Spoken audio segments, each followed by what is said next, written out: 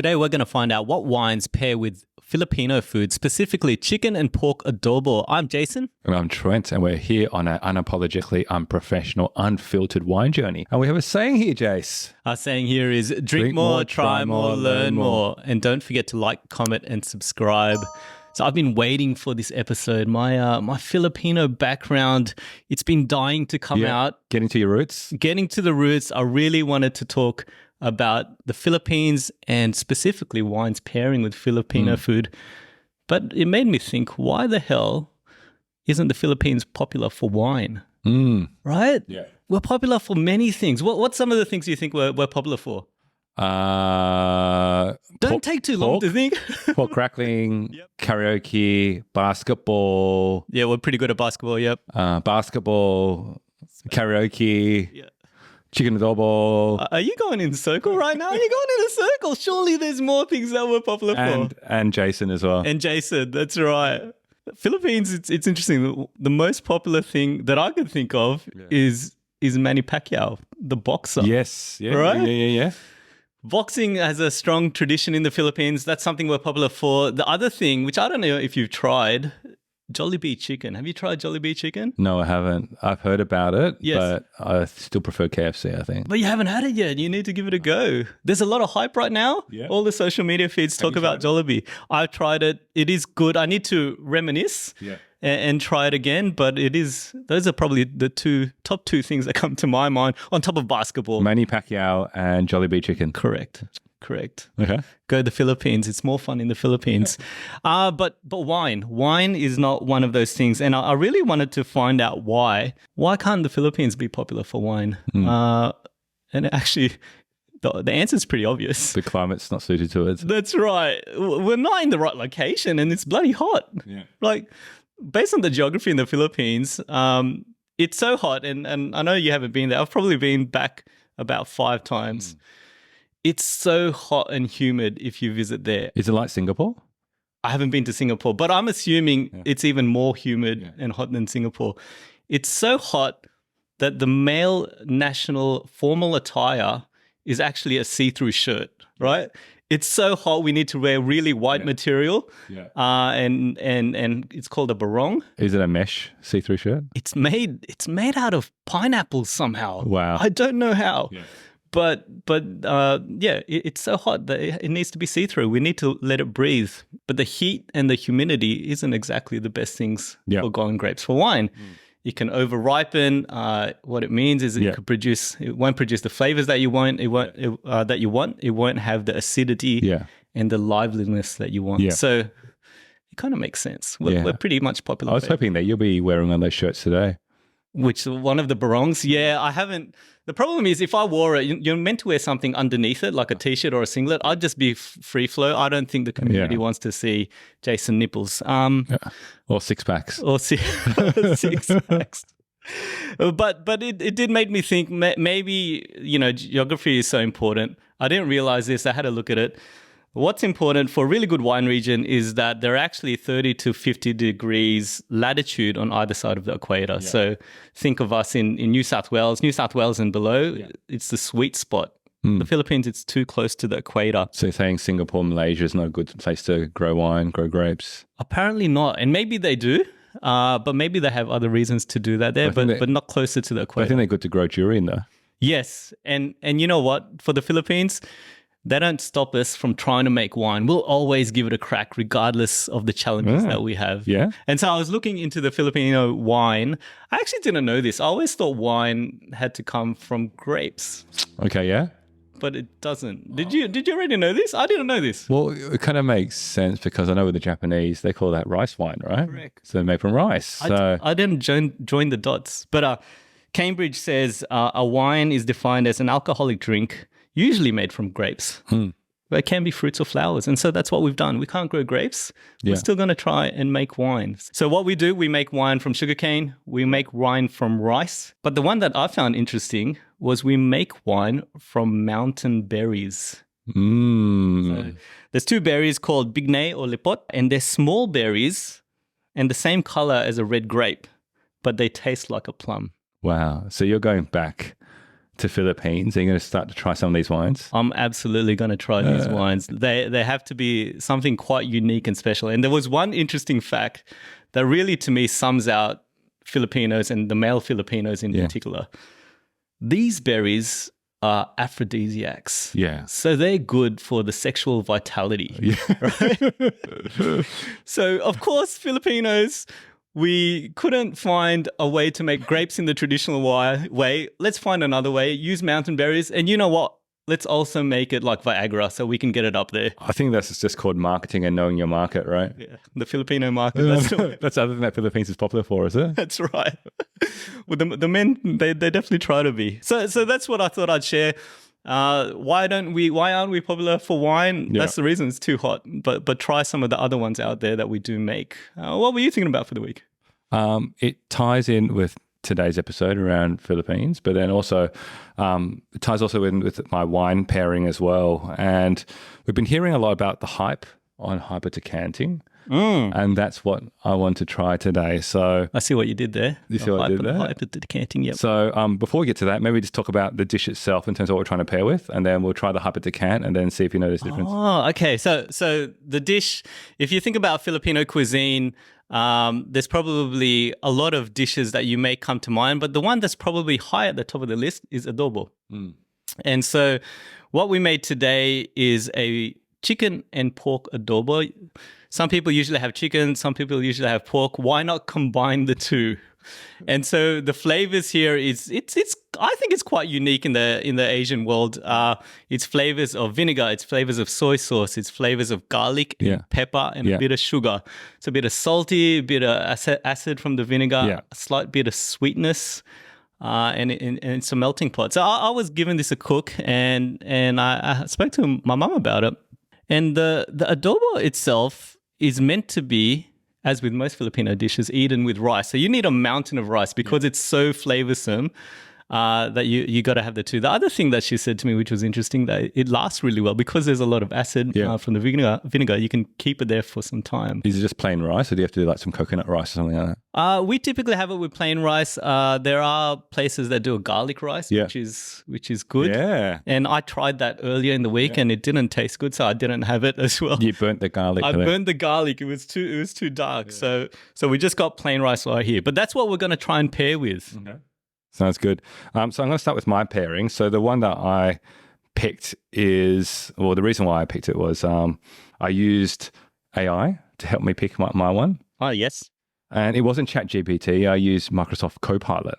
Oh, I haven't used that. Okay. So I've moved on now. And instead of asking about what wine is good to match with adobo, I asked, is Grenache good to match with adobo? So you had a wine in mind already. You just wanted to get the validation. Correct. And the reason why I picked a Grenache was that because that time between, Grenache being a Spanish wine, or Garnacha being a Spanish wine, and then the Spanish heritage with the Philippines. Yep. So as you know, it was, I think, colonized by the Spanish back in the 1565 or over 300 years. The second one is around, I think, the vibe of like the Spanish islands. Yeah. You know, think about Ibiza, Tenerife, Mallorca. Yeah. Very similar to that kind of like chilled out vibe around the Filipino islands, you know, Boracay, Luzon, Palawan. Yeah. So I thought, same type of feeling. Yeah. That influence of Spanish. Yeah. Grenache, Garnacha. Oh, it should work. You're going there. You see? Yeah. See that tie? Yeah. So the Copilot results said that Garnacha wine can indeed be a delightful pairing. Flavor complements the ripe red fruit flavors of the Grenache, complement the sweetness of the adobo dishes. The acidity balance, the wine's acidity cuts through the richness of the pork or chicken in the adobo. Yeah. And the heavier profile. So the Grenache has a heavier, gamier character, which pairs nicely with the savory soy sauce, herb, and garlic flavors of the adobo. So the one that I picked today was through inspiration from Jane to Merrick around the SC Pannell Grenache. So very excited about this. Since that episode, I really wanted to try it. We had an opportunity to visit the winery, but they were closing at the time, so we didn't get to try any. We missed it by like 15 minutes. Yeah. Yeah, so I thought we'll try this one. And just to take it to the next level as well, I want to do a hyper-decant on one and just leave the other on the other one and see whether, firstly, can you notice a difference? And then we do the wine pairing with the adobo afterwards. Yeah, I'm keen to find out what the hell this hyper-decant is about. So I got this thing called a frother from, I think, Amazon for like $10. Yeah. So let's just see how it goes with this one. So... All right, so he's putting the frother into the Grenache and it's foaming. Oh, look at that hyper-decant. It's even changing the color. Well, the bubbles are flowing through it. So let's count to 10. 10, 9, 8, 7, 6, I find 5, 4, 3, 2, 1. Okay, look at that. the volume, because of the air that it's introduced, Let me give me your one. high. Is the 10-second rule a thing? Is that, No. You just started just made that creating up. that. Yeah. So the reason why we decant, obviously, is to oxidize it and help it develop its aromas a bit quicker. So why do you need an expensive $300, $600 decanter when you can use this $10 milk frother? Yeah. 10, 9, 8, 7, 6, 5, 4, 3. It 2. looks like watermelon juice. Look at that. Look at that. But it's quite interesting. There's quite a lot of bubbles on the top, and I thought that was going to stay there. But as I look at your one, it's actually reduced. So should we try the normal one without the hyper-decant first? Yeah, that's a great baseline. So let's see what this is like. First time trying SC Pannell. Super keen to know what the flavors are like. So when we went to SC Pannell, I know that you wanted to go there. Was there any reason, or you heard it before? I'd heard it before. I'd heard it. I don't recall where, but there was a bit of hype around SC Pannell, and that was the reason that I wanted to go there. But as I smell and taste that, there's a very unique characteristic. I don't know. It tastes a bit. To me, it's a bit mushroomy, a bit like a forest floor. Kind of scent. What are you getting? I get more fruit forward. I said before, a bit more confectionery, kind of pastel lollies. There's a bit of that kind of red clay to it as well, kind of underlying, and a bit of hint of the kind of cedar kind of finish on it towards the end. Right at the end, yeah, I'll get that. Yeah, that's what I get. But have you tried the hyper-decant? No. So it's settled down now. The bubbles have pretty much gone away, and so this should open it up. The theory the smell should be greater. I'm looking at your face. Your eyes kind of opened up like there's a difference. What are you tasting? There isn't. I feel it's a bit more expressive. I feel it's a bit more expressive. I feel like the flavors pop a lot more. The aroma's a bit more intense. I wasn't expecting that. Did you get that? The smell itself is the fruit stands out a lot more in my mind. Yeah. So it really brings it out, and that's the intent of decanting. Yeah. Are you surprised? I'm surprised. Are you surprised? I was like, are we drinking the wrong thing here? Are you surprised? I'm absolutely surprised. Oh my God. Because there's a lot of people saying to hyper-decant, but I feel like the industry is saying, no, that's just a trend. It's a fad. Could you imagine going to a restaurant and then pour the wine? Yeah, it's like, what are you doing? You're wasting a like $300 bottle of wine. But that really opens it up a lot more. That's really beautiful, actually. Now I'm surprised. The fruits really stand out. It took it from a 7 out of 10 to like a 8, 9 out of 10. It does feel like the fruit flavors come out a bit more. It actually feels a bit lighter, and maybe that's just the air that's been pushed through there.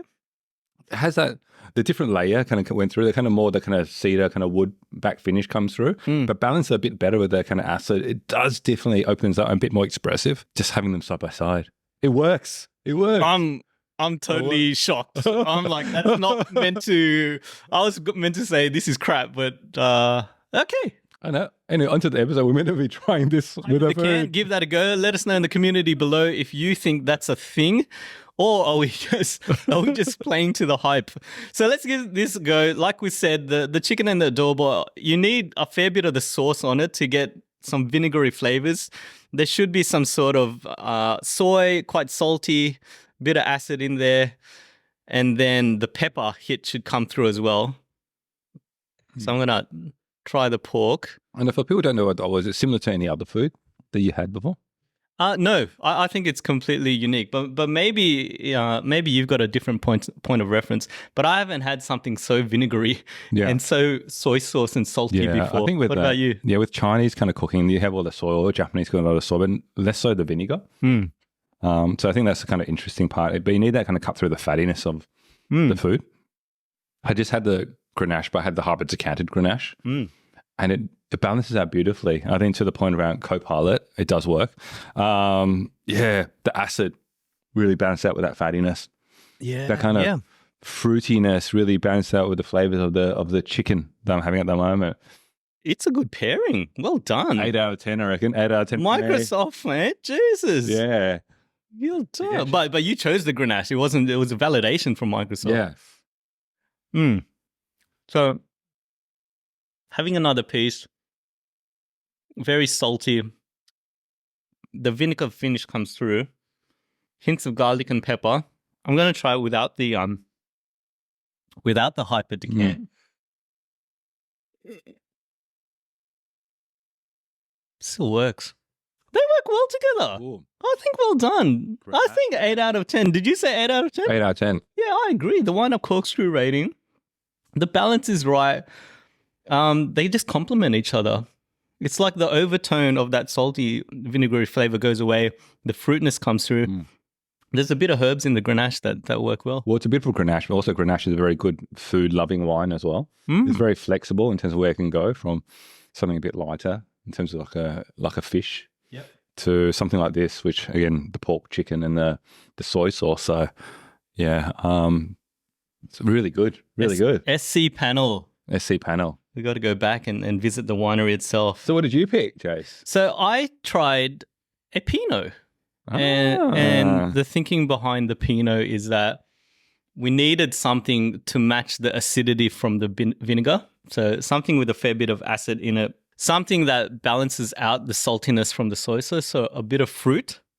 And then that should complement the pepperiness of it. And I tried this Tasmanian one because you've introduced me to the world of Tasmanian Pinots. And I haven't tried this one. So let me put it up on screen. It's a Stefano Lubiana Primavera Pinot Noir from Tasmania. And is there a reason, 2022. Is there a reason why you picked this one? To be honest, the reason I picked this one is because we tried all of the other ones from Tassie in Dan's. So I picked this up for about $40 in Dan's. I'd seen this and I thought, all right, we haven't given this one a go. I always felt like the Tassie wines would be a bit lighter and subsequently wouldn't overpower the adobo itself. So I think you've given it a go. Let me give it a try. What's your thoughts? Thoughts is that the Pinot itself is very good.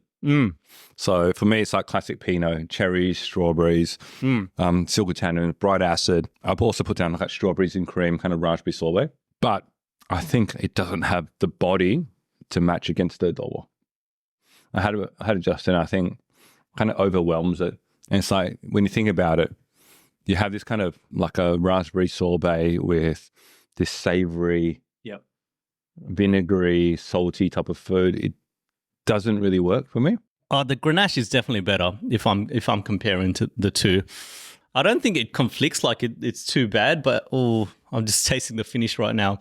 There's something about the finish which kind of replaces those flavors. It doesn't really complement it. I feel like if you had like a gruntier, earthier kind of Pinot, it may have worked. Yep. But this one is a bit more classical, lighter cherry strawberries. Yes. Which I think it gets kind of overwhelmed.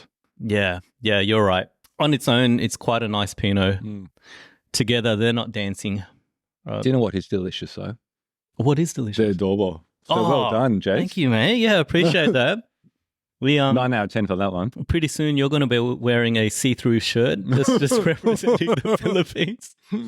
But the winner is the Grenache and the hyper-canted Grenache as well. Did you give a score for the pairing between the Pinot and the adobo there? Yeah, if I gave the Grenache an 8, I would give a 6 for the Pinot and the adobo. It's not quite there. It's not like I'll walk away going, that's pretty disgusting. But they're not dancing together. They're two solo dancers on the dance floor, just doing their own thing. One's doing hip hop, one's doing ballroom. That's right. They're doing their own thing. They're great on their own. They're just not meshing and doing the same thing together. Yeah, I think that's what I see. Because the other thing about Filipinos is like they also love hip hop as well, right? Yes. So maybe the Filipinos doing the hip hop, the Pinot's the elegant ballet dancer. So that's why I don't think it's kind of working. The style's not right. Exactly. But maybe if they had some mountain berry wine, they'd get together. They'd get it on because of the sexual vitality. Yeah. 5 out of 10 for me in terms of pairings. Yep. But yeah, I don't know. There you go. Wrap it up. Wrap it up. And so the SC Pannell Grenache, if you're having Filipino chicken and pork adobo, give that a crack. It is a marriage made in heaven. Take it another step. Whoa, hyper-decant. For those not watching, he just flicked the switch on that one and it went all over his face. Hyper-decant. I don't know why people are saying it's not a thing. It is a thing. There's completely a difference. It brings out the wine. Thank you for introducing me to that. What's your last thoughts? Last thoughts is Grenache is delicious. SC Pannell, thumbs up, 2 thumbs up. Beautiful. With the adobo, 3 thumbs up. Absolutely delicious. Great. So let us know in the comments below, what do you think is a good wine pairing with chicken and pork adobo? As we like to say here, drink more, try more, learn more. Thanks, everyone. Bye.